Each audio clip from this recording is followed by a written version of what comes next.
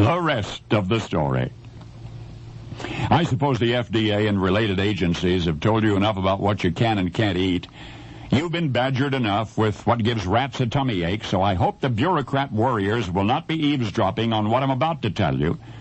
It'll just give them something else to get excited about. We don't need any more food scares, but there is a forbidden fruit, one you may already have eaten, and it has been considered poisonous.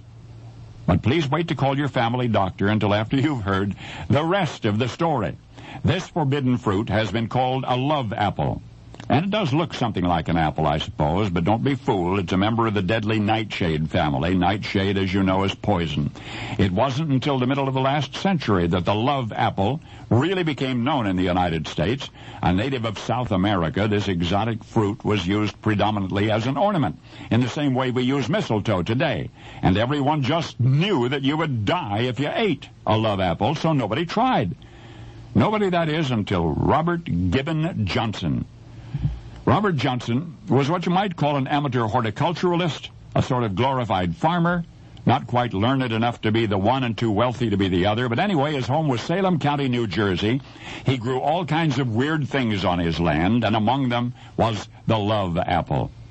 Now, he was a well-traveled man. He may even have had the seeds imported from somewhere. We don't know that. But we do know that he was growing presumably poisonous love apples on his property many years before 1820.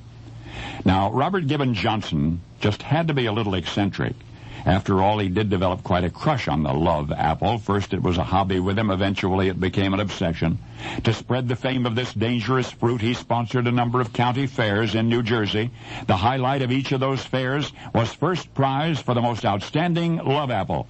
And soon women throughout the state were adorning their dining table centerpieces with love apples, along with the gourds and whatnot. But Mr. Johnson still couldn't get anybody to eat one. "They're poisonous," everybody said.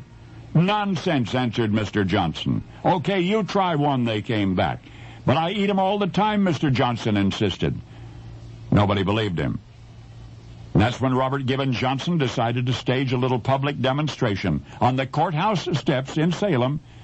He tacked up notices all over town. He sent invitations to a few close friends. He prepared himself on that momentous day to ascend the courthouse steps armed with a deadly love apple.